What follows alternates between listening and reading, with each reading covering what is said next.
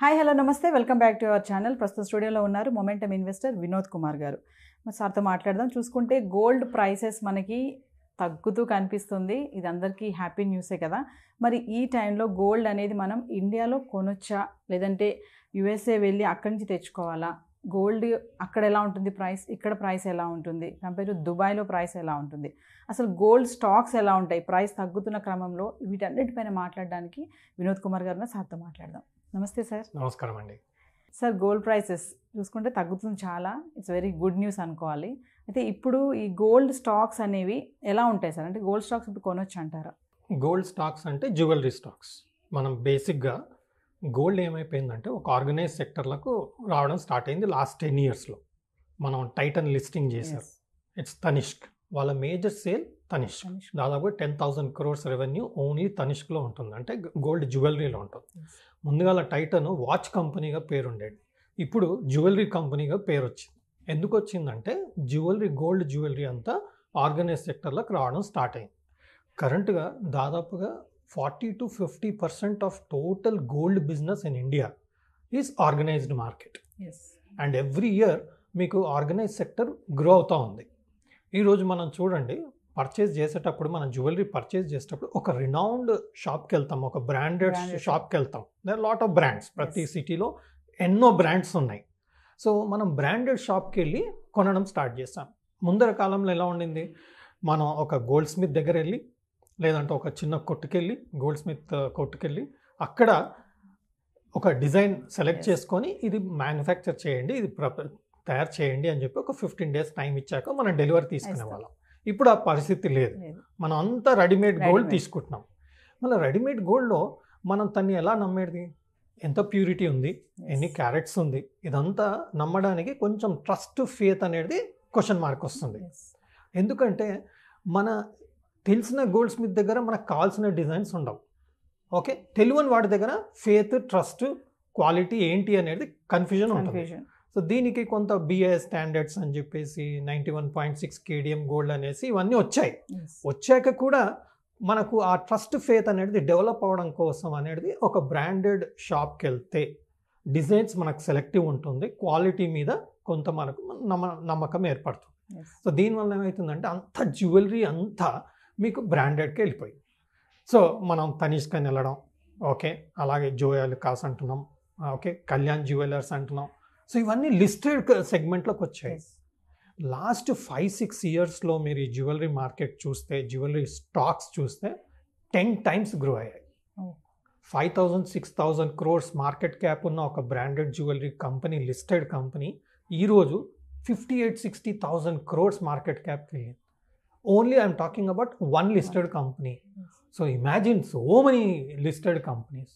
రాను ఇంకా నెక్స్ట్ 5-10 yearsలో ఈ జ్యువెలరీ అంతా మీరు బ్రాండెడ్ షాప్కి వెళ్ళడం. ఇంకోటి ఏంటంటే, ఏదైతే known companies, known jewellery shops ఉన్నాయో సిటీలో, అవన్నీ కూడా లిస్టింగ్కి వచ్చేస్తూ ఉంటాయి. ఎందుకంటే మనం కొన్ని కంపెనీస్ లిస్టెడ్ అవ్వకపోవచ్చు, బట్ లిస్టెడ్కి వచ్చే అవకాశం చాలా ఉంటుంది. ఎందుకంటే ఆర్గనైజ్డ్ సెక్టర్ ఎప్పుడైతే మనకు డిమానిటైజేషన్ తర్వాత అంత ఆర్గనైజ్ సెక్టర్కి మారుతూ ఉందో, రియల్ ఎస్టేట్ అయినా సరే, ఏదైనా సరే, ఇవి కూడా ఒక ఆర్గనైజ్ సెక్టర్కి మారుతూ ఉంది. కాబట్టి జ్యువెలరీ స్టాక్స్లో మనకు ఫేత్ పెరిగింది. అండ్ జ్యువెలరీ కంపెనీస్లో, లిస్టెడ్ కంపెనీస్లో ఇన్వెస్ట్మెంట్స్ కూడా గ్రో అవుతున్నాయి. One of the important points in India is 10% of our exports are diamonds, gold jewellery, right? This is an indication. మన ఎక్స్పోర్ట్లో 10% కాంట్రిబ్యూషన్ ఓన్లీ గోల్డ్ జ్యువెలరీ డైమండ్స్కి వస్తుంది అంటే ఎంత మన ఎక్స్పోర్ట్స్, మన గోల్డ్ జ్యువెలరీ మీద వరల్డ్ ప్రపంచంలో ఎంత ప్రాముఖ్యత ఉందనేది మనకు తెలుస్తుంది. దీనివల్ల ఈవెన్ గవర్నమెంట్ కూడా మీరు చూడండి, గుజరాత్లోనో ఎక్కడోనో ఓన్లీ డైమండ్ సెంటర్ ఒకటి స్టార్ట్ చేశారు.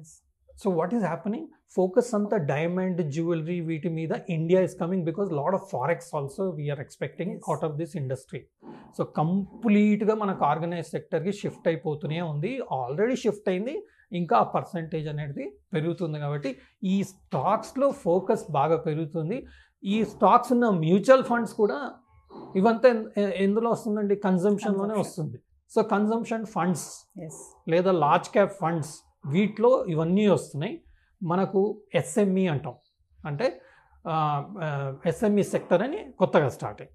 సో ఆ సెక్టర్లో ఈ కంపెనీస్ అన్నీ కూడా లిస్ట్ అవుతున్నాయి. ఆర్బీజెడ్ జ్యువెలర్స్ అని చెప్పేసి, మోతీ సన్స్ జ్యువెలర్స్ అని చెప్పేసి, ఇలాంటివన్నీ మనకు ఎస్ఎంఈ సెగ్మెంట్లో కూడా ఇవి స్టార్ట్ అవుతున్నాయి. స్మాల్ అండ్ మీడియం ఎంటర్ప్రైజెస్ అంటాం. ఆ సెగ్మెంట్లు ఇవి స్టార్ట్ అవుతున్నాయి. సో ఫోకస్ అంతా మనకు ఆర్గనైజ్ సెక్టర్లో వెళ్తుంది. మనం గోల్డ్ జ్యువెలరీ కొనడం, ఓకే, మనకు అందులో వేస్టేజ్ ఇవన్నీ లాస్ వస్తుంది అనేది ఒక అండర్స్టాండింగ్ ఉంది మనకు. కాస్ట్ ఆఫ్ గోల్డ్ పైన diamond cost, polishing cost, making charges, wastage, again GST, ఈ ట్యాక్సెస్ అన్నిటి వల్ల మన గోల్డ్ పోర్షన్ మన ఒక ఆర్నమెంట్లో ఓన్లీ 80%, 70% అయిపోయింది. మిగతా అంతా కొన్ని డైమండ్ మీరు నెక్లెసెస్ ఇవన్నీ చూడండి, ఆల్మోస్ట్ 50-70% ఓన్లీ మీకు మేకింగ్ ఛార్జెస్, వేస్టేజెస్, మీదికి వెళ్ళి మీకు డైమండ్, మనకు తెలియదు డైమండ్ ఏం డైమండ్ వాడుతుందని కూడా తెలియదు. ఎంత సర్టిఫికేషన్ ఇచ్చినా డౌట్స్ ఉంటుంది, రైట్? సో దానివల్ల ఏమవుతుందంటే మొత్తం ఆర్గనైజ్ సెక్టర్కి వెళ్ళిపోతుంది. ఈ స్టాక్స్ అనేది హ్యూజ్గా పెరగడం స్టార్ట్ అవుతుంది. కాబట్టి మనం ఎప్పుడైనా జ్యువెలరీ కొన్నప్పుడు జ్యువెలరీ స్టాక్స్ మీద కొంచెం అక్యుములేట్ చేసుకుంటే ఈ లాస్ అనేది ఈ ప్రాఫిట్ ఆఫ్ స్టాక్స్ మీద, లేదంటే mutual funds, consumption mutual funds, large cap mutual funds కొన్నాం అనుకోండి, అందులో మనకు ప్రాఫిట్ వస్తుంది. కాబట్టి ఈ గోల్డ్ జ్యువెలరీలో వస్తున్న లాస్ ఇక్కడ రికవర్ అయినట్టు మనం చూసుకోవచ్చు. సార్ మనం చూసుకుంటే గోల్డ్ అనేది ఇండియాలో కొనడం మంచిదంటారా, లేదంటే అమెరికా అక్కడి నుంచి అక్కడికి వెళ్ళి అక్కడిని తెచ్చుకోవడం మంచిదా? అసలు డిఫరెన్షియేషన్ ఎలా ఉంటుంది? ఇప్పుడు ఇండియా కానీ అమెరికా కానీ దుబాయ్, ఆ బంగారం తేడా ఎలా ఉంటుంది సార్? ఏది మంచిది అంటారు? Most of the gold in India is imported. So దానివల్ల కాస్ట్ ఎలా వస్తుంది మనకు? ఈరోజు గోల్డ్ ధర దాదాపుగా మనకు బులియన్ మార్కెట్లో అరౌండ్ 71,000, 71,200 పర్ తులా ట్రేడ్ అవుతుంది. ఈ ప్రైస్ ఎలా వచ్చింది మనకు? ఇంటర్నేషనల్ గోల్డ్ ప్రైస్కి transportation charges, okay, next customs duty, total add చేసుకుంటేనే మన ల్యాండెడ్ కాస్ట్ తెలుస్తుంది. సో మనం ఒక షాప్కి వెళ్ళి మనకు గోల్డ్ జ్యువెలరీ కావాలంటే తను గోల్డ్కి ఒక ప్రైస్ ఇస్తాడు. ఆ ప్రైస్ ఎలా వస్తుంది అంటే international gold price plus transportation plus customs duty, this is the price. నా కస్టమ్స్ డ్యూటీ తగ్గింది కదండి, 10% నుంచి 6% వచ్చింది కదా, అంటే 4% మనకు తగ్గడం జరిగింది. సో మన ప్రైజెస్ కూడా దాని విధంగా అడ్జస్ట్ అయింది. మనం యూఎస్ నుంచి దుబాయ్ నుంచి ముందర ఎందుకు తెచ్చేవాళ్ళం అంటే ఈ కస్టమ్స్ డ్యూటీ హ్యూజ్ అవ్వడం వల్ల ముందర 15% ఉండింది, దాన్ని 10 నుంచి ఇప్పుడు 6 వచ్చింది. సో మీకు ఏమవుతుందంటే కస్టమ్స్ డ్యూటీ తగ్గుతూ వస్తుంది. సో ఇంటర్నేషనల్ గోల్డ్ ప్రైస్ మనం దుబాయ్కి వెళ్ళి యూఎస్కి వెళ్ళి కొంటే ఎందుకు కొనేవాళ్ళం అంటే ఇండియాలో ఎక్స్పెన్సివ్ అయిపోయింది because of customs duty. But మనం దుబాయ్ వెళ్ళినా యూఎస్ వెళ్ళినా ఒక సర్టన్ క్వాంటిటీ మనం తెచ్చుకోవచ్చు వితౌట్ డ్యూటీ.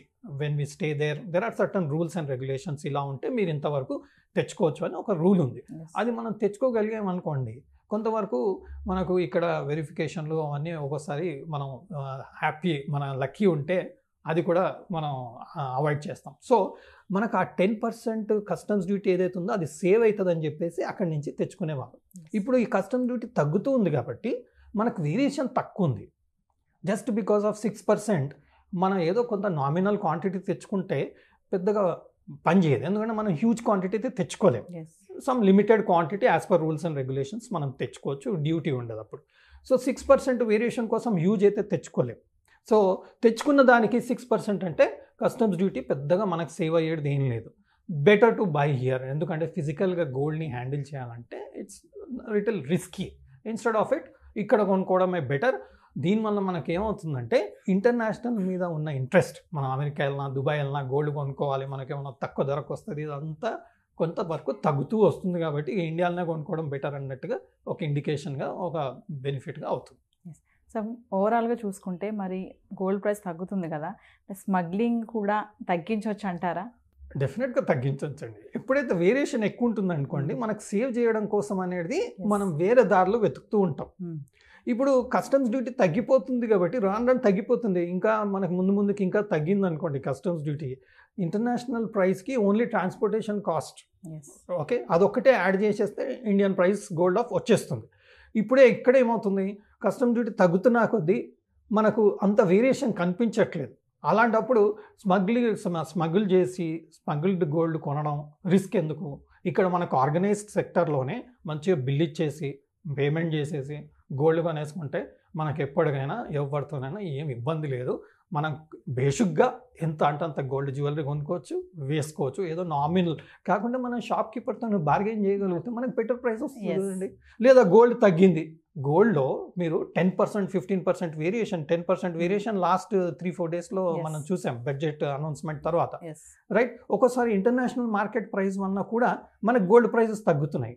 5%, 10% కరెక్ట్ అయినప్పుడు కొనుక్కున్నాం అనుకోండి, అప్పుడు ఏమవుతుంది, ఆ కస్టమ్ డ్యూటీ డిఫరెన్స్ ఇక్కడ అడ్జస్ట్ అయిపోయింది కదా. సో గోల్డ్ తక్కువ ఉన్నప్పుడు మనం వెళ్ళి బేసిక్గా షాపింగ్ చేసుకుంటే ఆ 5-6% డిఫరెన్స్ కూడా అడ్జస్ట్ అవుతుంది. ఎందుకు ఇదంతా కన్ఫ్యూజన్? ఇన్స్టెడ్ ఫేర్గా, ఫ్రాంక్గా, బెటర్ ప్రైస్, బెటర్ ఆపర్చునిటీ వచ్చినప్పుడు గోల్డ్ జ్యువెలరీ కొనుక్కుంటే బెటర్ అని అవుతుంది. కాబట్టి స్మగ్లింగ్ అంతా ఇంకా డిస్ట్రాక్ట్ అవుతుంది, దానివల్ల పెద్ద లాభం వచ్చేది ఏం లేదు. సార్ ప్రైసెస్ చూసుకుంటే డిఫరెన్షియేషన్ ఎలా ఉంటుంది సార్? ఇప్పుడు ఇండియాలో కానీ, అమెరికాలో కానీ, దుబాయ్ ప్రైసెస్ ఎలా ఉంటాయి? Prices, international price is the benchmark. Now for example కరెంట్గా around $2,400 per ounce gold international మార్కెట్లో ట్రేడ్ అవుతుంది. ఓకే, దాన్ని మనం తులాస్లో కన్వర్ట్ చేసుకుంటాం.